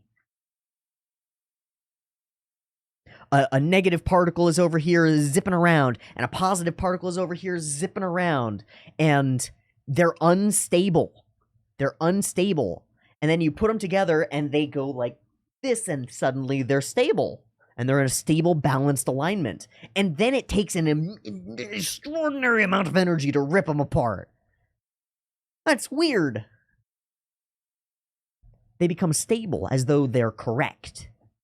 As though there's no other way that it could be. And if the fundamental presuppositions of the negative particle and the positive particle were not as fundamentally negative and positive as they were, it would not work. So what if that's true about ideas? So what if that's true about, let's take a massively controversial idea. I don't care where you are on the spectrum of this. When I'm talking about an idea as an example for ideas, I really don't care about the individual idea itself, because I don't care about individual ideas. I care about ideas, because those actually structure everything and matter. Oh, that's something funny. When we say that an idea matters, aren't we saying that it's real? Right? In the same way that positive and negative particles aren't matter until they all snap together into something that's like correct, and then they are matter, and then they matter because you can do stuff with them. You can do stuff with them once you've figured out what's there. So let's take an idea that is very contentious. Abortion and women's rights, and I don't know, somebody might phrase it as like rights of a fetus, maybe, or protection of an unborn child. And it's great how much labeling we do over abortion, right? Pro-life and pro-choice, because neither side wants to be anti-anything, because being anti-anything is a turn off in itself. So there's no negative particle, but really, let's be honest, it's pro-abortion and anti-abortion. Or if you want to flip it to the other side and look at it from the other viewpoint in a way that feels more compelling to you, maybe pro-babies and anti-babies. Because that's what it feels like to the people who believe that side. And on the other side, it's pro-women's autonomy and anti-women's autonomy, right? That's what it comes down to, is that two groups of people are debating opposite things. Totally wrong, not communicating with each other. So the people who are pro-life are pro-babies, and they're essentially anti-killing babies, is how they view it. Because abortion is wrong and evil, and it's killing babies, right? Obviously. But that's not obvious. That requires some fundamental presuppositions about reality, like human rights are engendered in the moment of conception, not at the moment of birth. And I might argue that human rights, you can even stretch that a little bit further and say that maybe human rights are engendered when you're maybe more conscious than that. Maybe there are certain things you shouldn't have rights to until you're 18 or 21. And in fact, our laws agree with that there are certain rights that you shouldn't have until you're 18 or 21. So it seems to make sense that maybe some rights are not inalienable until a certain point. But I don't know. And then, of course, on the other side, on the because nobody's pro-abortion, really, let's be honest, the pro-choice side, because nobody is pro-abortion. You have to meet a really kind of a strange person to find somebody who says, no, it's actually good for everybody when women have abortions. I think even the most staunch advocates of abortion will admit that there are some after effects, there are some repercussions to having any kind of human intervention in one of the core human biological processes, namely reproduction. When a baby is conceived inside of a person, their biochemistry changes. I think that's undeniable. That's some science, right? Their biochemistry changes. And when you stop that process without it going through its full natural process, something happens. I've got a couple of friends who have had abortions, and they are traumatized to some extent by the experience. That is not a universal truth, but there's some truth to it. So, the side that argues that babies are babies are babies are babies, and you cannot ever, ever, ever, ever kill a baby, has some definitions about babies that maybe we don't all agree with, and maybe some definitions about fundamental moral presuppositions that we don't necessarily agree with. And then the side that is any woman should be able to have an abortion at any point for any reason maybe is correct, and maybe there's some middle ground that we need to reach that's actually important. Maybe there is something really beautiful and fundamentally powerful and like biologically necessary and important about childbirth, and maybe we should treat it with a little bit of respect. And maybe there should be some level, and I admit and I understand that any level of filtering on a thing like this leads to corruption and evil and removing services from people who need those services. But maybe there should be some bar, right? Maybe it shouldn't be free abortions for anybody, no matter the reason. Maybe there should be some bar based on the time of conception. That's what it was for a while, and I don't know if it'll be that again. I don't know. I don't know enough to know, and I'm not even a fucking woman. So how would I know? I don't know shit about shit. At least I'm willing to admit it. But I think when we look at something, a debate, that's been going on for decades that is as polarizing as abortion and contraception as a whole. It is very polarizing, and people's whole identity seems to be structured around it, because it is, and because children are very important to society and thus very important to individual people, and what we do with them is very important, and because women's bodies are very important to people, especially to women who own the bodies that are being talked about. It's pretty important. It seems like an important idea. And it seems like both sides have a reasonable case. Like a woman says, I don't want something else to be able to take over my body, and we have the science to prevent that from happening, and so I want access to it. And the other side saying, well, I don't want a child to be able to be killed, and we have the science for it, so I think we need laws to prevent that. Maybe both sides have some level of a point from some perspective that might be very difficult to put yourself into the shoes of. But you might be able to, and you might be able to come to a conclusion that's somewhere in the middle. And what I'll say is, if you watch your brain, if you're somebody who's been worried about some debate topic, and you find some middle ground that you think actually works for you, you're going to wake up the next morning and you're not going to think too much about the debate topic, because you will have put a label on it and put it away. It's settled in your mind. Now, the moment that it comes up in argument and discussion, it's going to come back up, but it's settled in your mind and you can put it away. And there's no longer any friction between you and the world, except that other people aren't acting in the way that follows your newfound truth. And so any time that you get into an argument with somebody on either side of the aisle debating abortion, you're going to be able to take a more devil's advocate approach and try to, instead of, because you've incorporated both sides, and this is super important, because you've incorporated both sides to some extent and really thought them through, you will be capable of taking a devil's advocate approach to either side and potentially helping to slightly move the more extreme people on the right more toward the center, and the more extreme people on the left more toward the center, to some degree of a compromise world where we can all exist together without hating each other and murdering each other, because let's recall that the fundamental nature of humanity before society imposes its rules and regulations that we had to all agree upon so that we don't murder each other is actually murdering each other, because you have berries that I want and I'd like to have those berries very much, please, and I don't believe that you'll actually give them to me if I ask.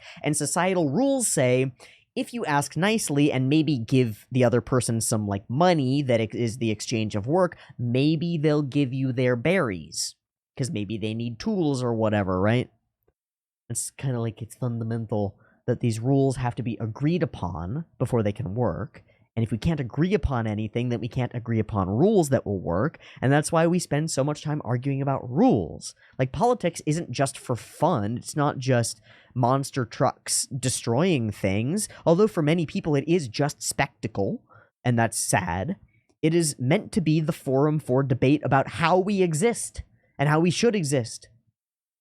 And so when it comes to fundamental questions of human nature, our biology, our existence, our state of being, and the way that we view the people around us, there's a lot of friction there when things are either changing or not willing to be changed, or people want them to change, or one group has a perspective that differs from another group, or one group is technologically adept and so they're familiar with the stories that tell of oppression and violence, and the other group isn't familiar with those stories and really could benefit from having their eyes opened. Interesting. Really interesting stuff. Gross, gross, so gross, and she stabs her. The shock on Aiko's face. Bam! And it begins to attack Punpun too. The monster begins to attack him too, flailing out, lashing out at everyone. She finally realizes that Aiko might have been having sex with Punpun here. Why aren't you wearing what you had on this morning? You changed your clothes. That means something. She stands over her. I've always hated the stupid part of you. Wait, Mom, wait. Begging for release. No, please don't do this. It doesn't have to be this way. I've felt like that. You get that 6 a.m. wake-up text. You're worthless. Dad, please. I'm really trying here. Stab, nothing. just stepping on her, beating a dead horse. Furious. Furious, furious, furious. And all Aiko can do is apologize. And Punpun, scared out of his mind, scared into inaction, frightened to death. The world focuses on him, and he reaches a breaking point. A breaking point where his conscience steps in. That's weird, isn't it? That's weird, isn't it? I mean, we've wrestled with this one enough to understand the archetype and the idea here. This is Punpun as an adult viewing Punpun as a child. Not a real Punpun as an adult. It's a visualization of the me that could judge. That would be capable of judging. And that's why it's an asshole. Because your internal judge is an asshole. And it's kind of a flippant jerk about your struggles. I think I've been waiting. And the conscience reawakens in the most horrifying moment. As the woman who is your lover's mother and is the authoritarian witch who holds her in a state of not being able to change, not being able to exist, as she stabs her, you watch it as the woman you love apologizes for not being correct when she is nothing but correct in your mind. When there is a fundamental mismatch between the way reality is expressing itself and the way you think it should be. When the part of you that just wants to stay at home and do nothing is destroying the part of you that wants to get out there and be and live and love and laugh and be beautiful because you're a human and you're beautiful and you're drawn to beauty. And you're watching the part of yourself that just says, no, stay at home, be in the darkness. Destroy that. Suddenly, your conscience reawakens, even though you've tried to put it away. And it's been waiting for this moment. A moment where you have to act and do what is actually right. Even though it's wrong. You have to kill that part of you. And metaphorically, you have to kill the mother of the lover. And metaphorically, Prince Charming has to kill Sleeping Beauty's dragon mother. Because he has to. It's not real, but it's realer than real. And you're awake now. You can no longer be harmless now, can you? Because in the moment that you ideate the potential to thwack someone over the back of the head until they're dead, you recognize that you have the ability to do it. And you might recognize that you've actually thought about it a few dozen times before, because most people have. Either as intrusive thoughts or just real angry thoughts. Oh, you could absolutely. And Punpun does. And it's a sudden whirlwind of action. Tension, tension, tension, tension, tension, explosion! Something's wrong, something's wrong, something's wrong. I have to fix it, but I don't know what it is. That's what it is. Wham, thwam, catharsis. Thump, thump, thump, until she is deader than dead. And it's not fucking pretty. You know? We love media where you just bonk them over the head and they're passed out, and that's nice. But first off, that's not how people work. Go watch an MMA fight. A bloody one. That's not how people work. You watch anime and TV and you're like, one good punch and they'll be down. Nah, one good, and if you internalize that and you try to get into a fight, you're gonna learn today. One good punch and they're down. You throw the one good punch. First off, you'd better know how to throw a good punch. And maybe you do get lucky and knock out the bully. Wow, good for you. Don't expect it to happen again.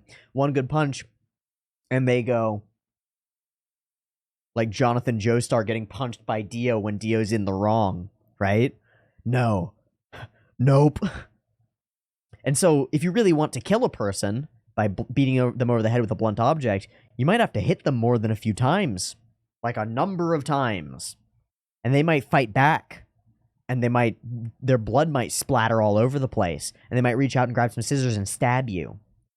And you might find your focus, your attention drawn to a picture of them happy with their daughter. And that's some crazy shit. To kill the memory as well. And Aiko is aghast. Because this is horrifying. She is aghast. She is in shock. But she does not look away. And to some extent, I think she intended for this to happen. I could be wrong. I could be, big braining it, right? Or small braining it, I guess. Galaxy braining it. Oh, she's just trying to manipulate him.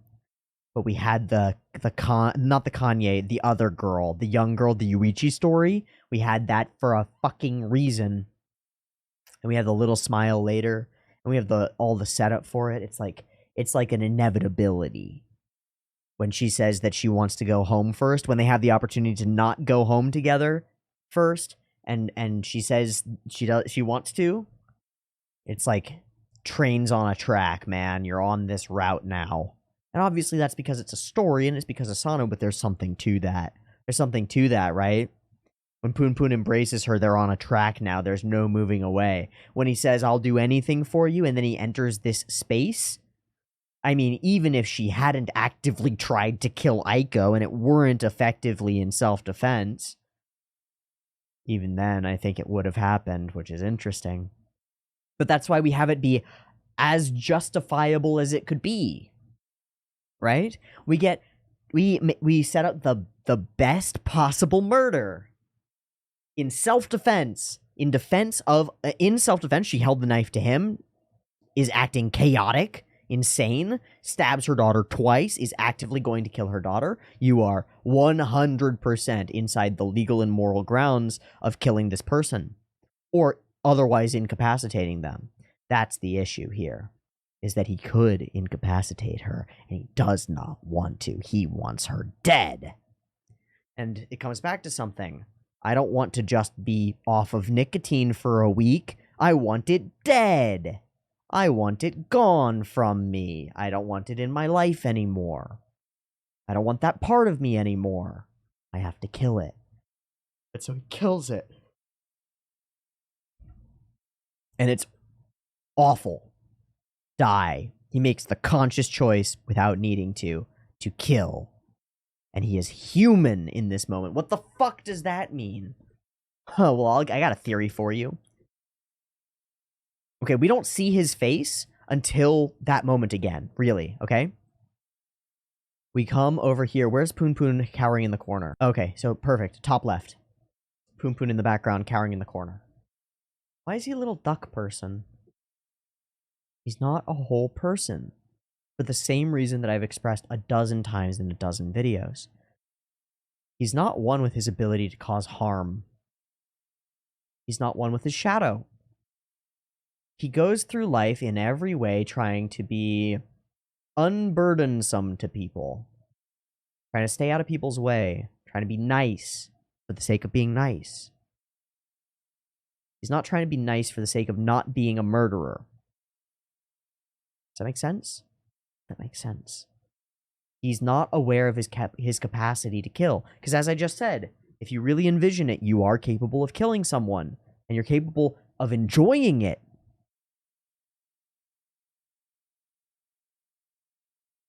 You're capable of having your moral structures so fundamentally misaligned that you can think it's the right thing to do and believe it so hard that you'll go through with it, and then you won't feel bad about it because you believe it so hard.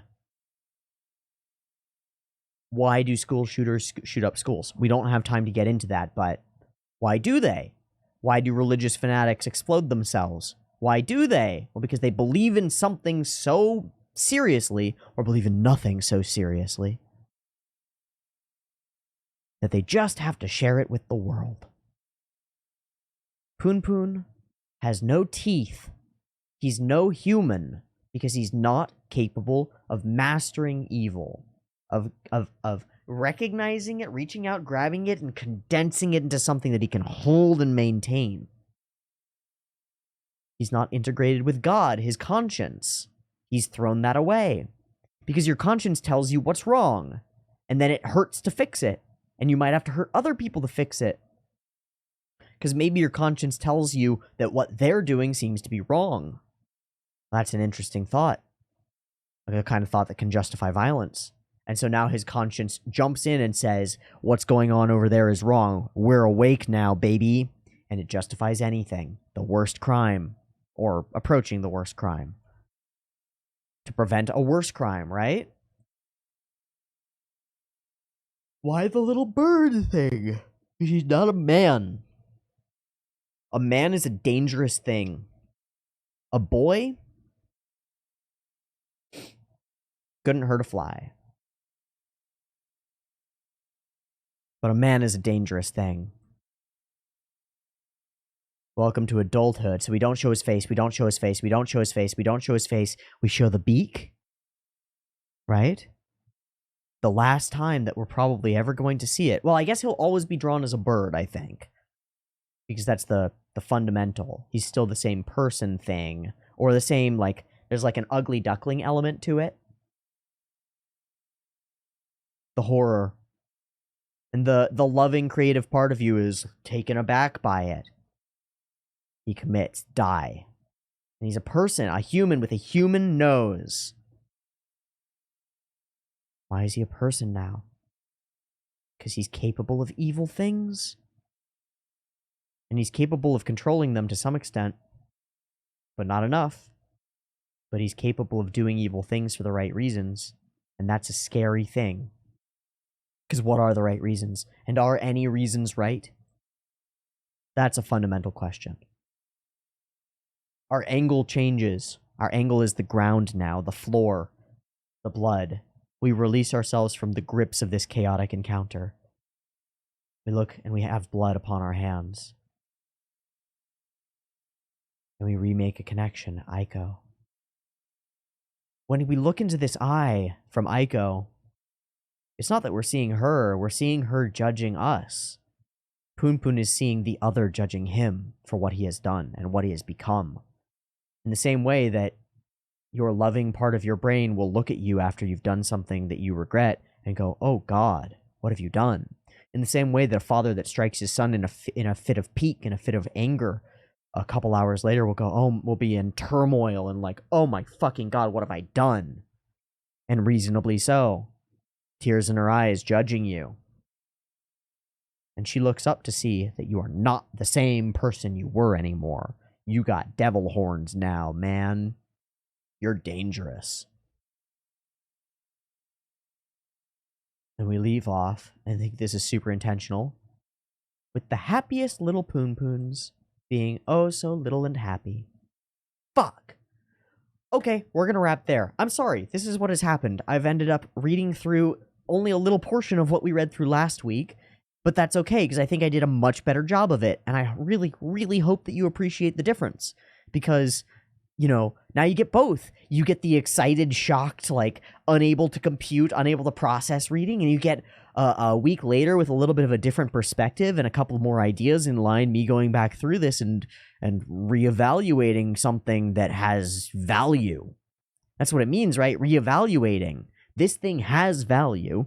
It is worth going back and looking at again to go, just how much value does this really have? Because I think, you know, maybe I invested like an hour into the value of this chapter of Punpun, and maybe this chapter of the Punpun has a year of value in it. And maybe I might want to invest some more into it. And so I hope I've done my duty. Because I think it's my duty when I have when I have a serious idea like this to share it as best as I can, and that's what I've gone ahead and done. So I really appreciate you watching. This is going to take a hell of a long time to edit because there's been a lot going on here, and just in this video there's been a lot of thought and a lot of speech and a lot of discussion, and that makes like 3 for 3 of this week of videos that end up being 3 times longer than their weekly predecessor, and about, 3 times longer and about a 5 dozen times more interesting, I think, at least from my perspective. And I'll get to find out as I get to go and rewatch myself speak, because I get to do that, which is very cool, and I'm kind of excited for it. So, I'll wrap there. Thanks for rereading this Punpun with me. I know that that's frustrating to go back and like reread a thing, but I think it was worth it, and I hope you do too. If you think it was worth it, well, get ready, because I hope to be producing more content of this caliber and variety as I go deeper into the things that I care about and extract more powerful meaning from them. So if you do enjoy those, please consider supporting me on the Patreon. And if you're unable to do that, don't sweat it. Drop a comment for the algorithm, like the video also for the algorithm, and give the channel a subscribe. We just hit 30,000 subscribers, and I'd like to hit 50K by the end of this coming year. That seems like a crazy goal, right? But I'm only at 30K. Yeah, let's hit 50K by the end of the coming year. I mean, by a year from now, not by December. Although, I mean, it's September, October, November, December. That's crazy. That's some crazy shit. All right, I'm gonna aim for 50K by the end of the year, and I'm not gonna admonish myself if I don't get there, but I am gonna shoot for it. How about that? That's a fucking crazy goal. I'm at 30K. I want to get 20K more people subscribed to my YouTube channel in the next few months, when it took 3+ years to get here. That seems like shooting for the moon in a valid and valuable way. I'm gonna do that. I'm gonna make it, and I'm gonna make it happen. Hell yeah. So, subscribe to the channel, and if that doesn't work, come and support me on Patreon, and if that doesn't work, that's okay. I love you. Thank you for just watching the video. Your eyes on the screen make a huge difference in the way that YouTube thinks that the video is valuable, right? Like, literally, the more time you spend watching one of my videos, the YouTube is like, oh, there's more value in this video. We'll share it with more people. It's called watch time. Isn't that a thing? So, you know, the more that you watch a video, it also means that anytime you put a video or like a playlist in the background of your stuff, just kind of going, and you're not really paying attention to it, you are artificially inflating the watch time statistic and thus the recommendation of the videos that you're watching. So be careful if you're going to leave something running that it's not something that you disagree with, because you are actively helping share it. Isn't that interesting? Okay, I'm done. Bye. Thank you for watching. Peace.